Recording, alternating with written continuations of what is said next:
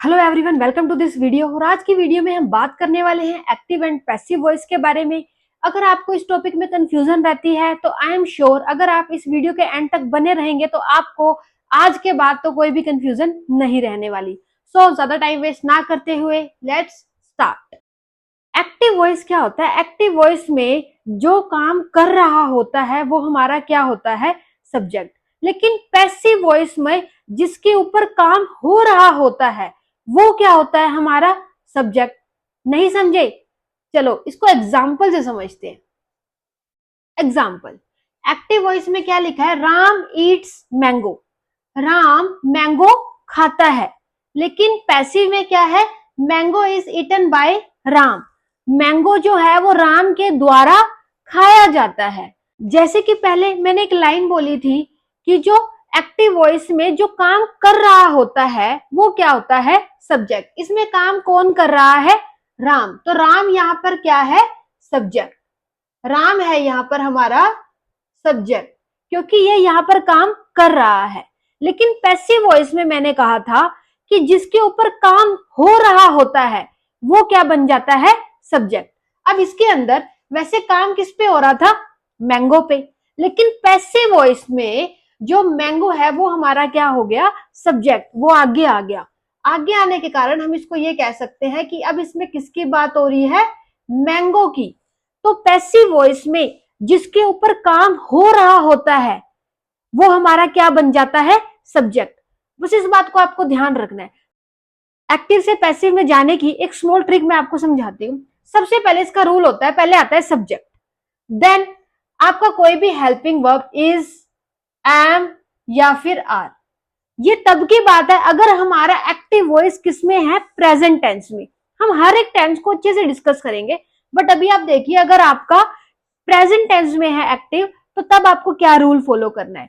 Subject जिसके बारे में बात हो रही है, इज, एम, आर, उसके बाद वर्ब की थर्ड फॉर्म, देन बाय लगाना बहुत ज्यादा क्या हो जाता है? कंपल्सरी, और फिर लास्ट में आता है हमारा ऑब्जेक्ट। अब मैंगो जो है वो हमारा पैसिव वॉइस में क्या बन गया है? सब्जेक्ट। लेकिन एक्टिव में वो क्या था? ऑब्जेक्ट। ज्यादा कंफ्यूज नहीं होते, सिंपल। इसका रूल क्या है? Subject is, am, are plus verb की third form by plus object. अब इसमें देखो मैंगो आगे आ गया, सब्जेक्ट बन गया वो। देन इज, एम, आर, वो हमें देखना होता है कि आई की बात हो रही है तो एम लगाएंगे, एक से ज्यादा की बात हो रही है तो आर लगाएंगे, अगर एक की बात हो रही है तो हम इज लगाएंगे, सिंगुलर की बात होती है तो इज लगाते हैं। मैंगो एक है इस वजह से यहाँ पे क्या लगाया? इज। हमेशा हमेशा वर्ब की क्या फॉर्म, कौन सी फॉर्म आएगी? थर्ड। ये तो आप अपने माइंड में बिठा लो, हमेशा वर्ब की थर्ड फॉर्म आएगी। ईट की थर्ड फॉर्म होती है इटन। ईट, एट, इटन। तो यहां पर क्या आ गया? वर्ब की थर्ड फॉर्म इटन।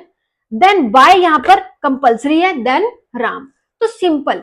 सब जो आपका ऑब्जेक्ट होता है वो आपका पैसिव में सब्जेक्ट बन जाता है, जो आपका सब्जेक्ट होता है वो पैसिव में ऑब्जेक्ट बन जाता है, और बीच में आपका हेल्पिंग वर्ब, देन वर्ब की थर्ड फॉर्म, और यहाँ पर बाय कंपल्सरी होता है जो कि आपको हर एक पैसिव वॉइस में लगाना ही लगाना है। क्लियर? अब हम इसको और अच्छे से डिस्कस करते हैं। अब जैसे ना इसके भी ऐसा नहीं है कि आपके पास एक ही टाइप के एक्टिव एंड पैसिव वॉइस के सेंटेंसेस आएंगे।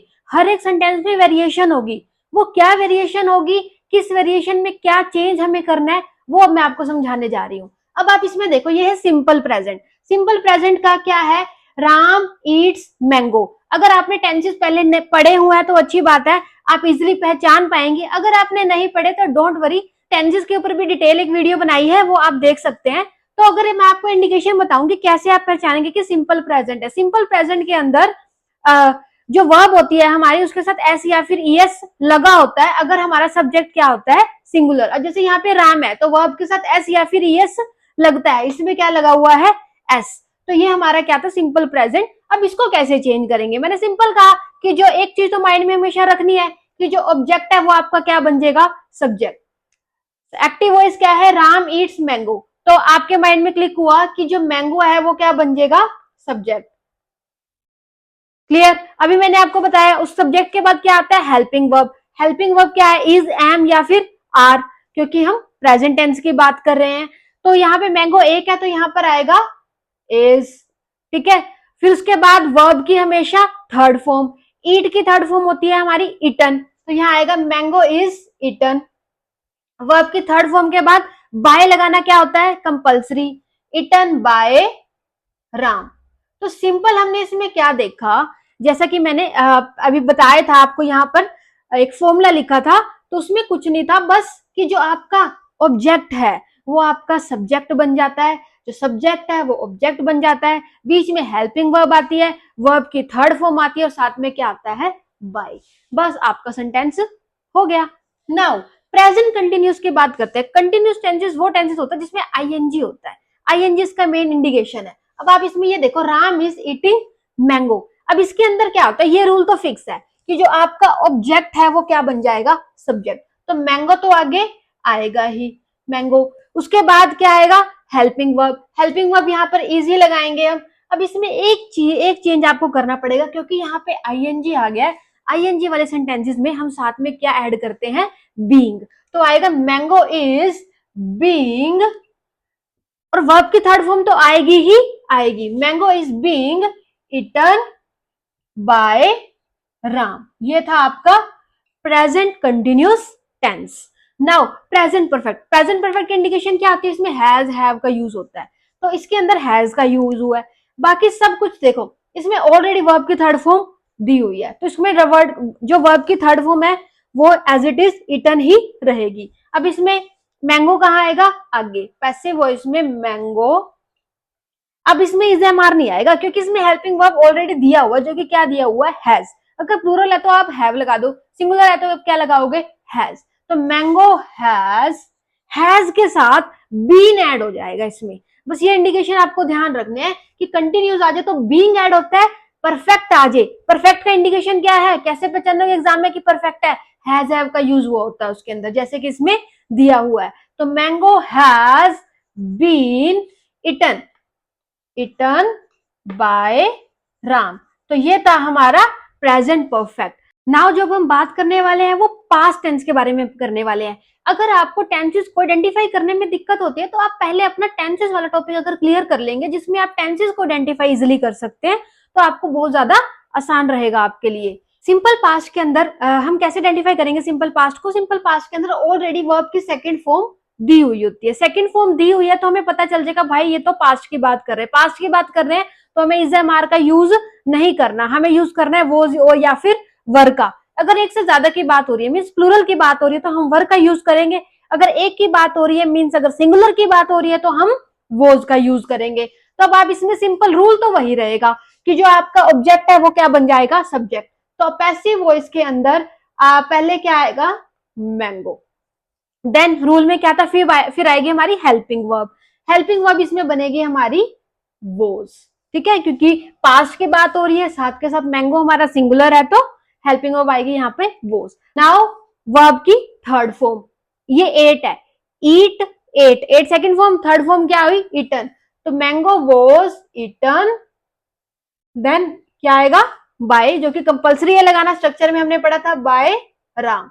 तो इसका ध्यान रख सकते हो आप कि जो स्ट्रक्चर है वो क्या बनेगा, subject plus helping verb, then verb की थर्ड फॉर्म, प्लस में बाय, देन ऑब्जेक्ट। ये जो है क्या है, स्ट्रक्चर। इस स्ट्रक्चर को बनाता है, बस एक चीज ध्यान रखनी है कि जो ऑब्जेक्ट है वो सब्जेक्ट बन गया, लिख दिया, हेल्पिंग वर्ब आ गई, क्लियर, वर्ब की थर्ड फॉर्म आ गई, हो गया। नाउ बाय आ गया, बिल्कुल। नाउ राम जो है वो हमारा क्या हो गया, ऑब्जेक्ट। स्ट्रक्चर ध्यान है, एक्टिव पैसिव वॉइस सबसे ज्यादा इजी टॉपिक है। मैंने मोस्ट ऑफ द स्टूडेंट्स को देखा है कि पता नहीं डर जाते हैं एक्टिव एंड पैसिव वॉइस की बात जब आती है।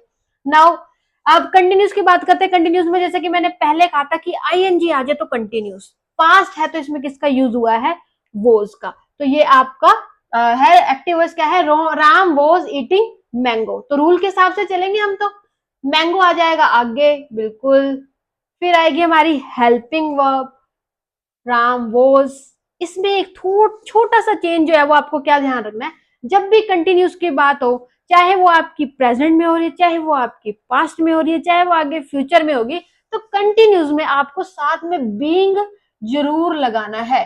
कंटिन्यूस मतलब अगर आईएनजी वाला सेंटेंस आपका आ गया एक्टिव में, तो आपको पैसिव में बीइंग जरूर ही लगाना है। तो मैंगो गोज बीइंग, बीइंग हो गया, हेल्पिंग वर्ब हमारा यहाँ पे हो गया, वर्ब की third form that is eaten by Ram. तो ये आपका था पास्ट कंटिन्यूस। अब बात करते हैं पास्ट परफेक्ट की। प्रेजेंट परफेक्ट में हैव होती है, इसका इंडिकेशन पहचानना हो अगर, तो पास्ट में जो होता है वो क्या होता है, हैड।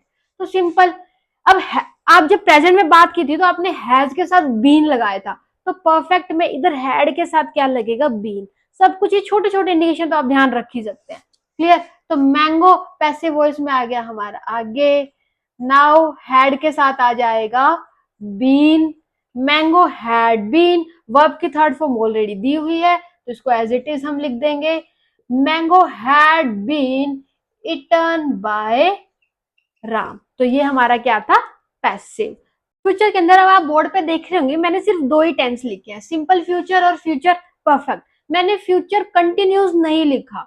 वैसे तो हमारे टेंसेस के अंदर हर एक टेंस के फोर टाइप्स होते हैं, बट मैंने पहले वाले टेंस के अंदर तीन लिखे जो कि प्रेजेंट था, पास्ट वाले में भी तीन ही टेंस लिखे और फ्यूचर के अंदर मैंने दो ही लिखे।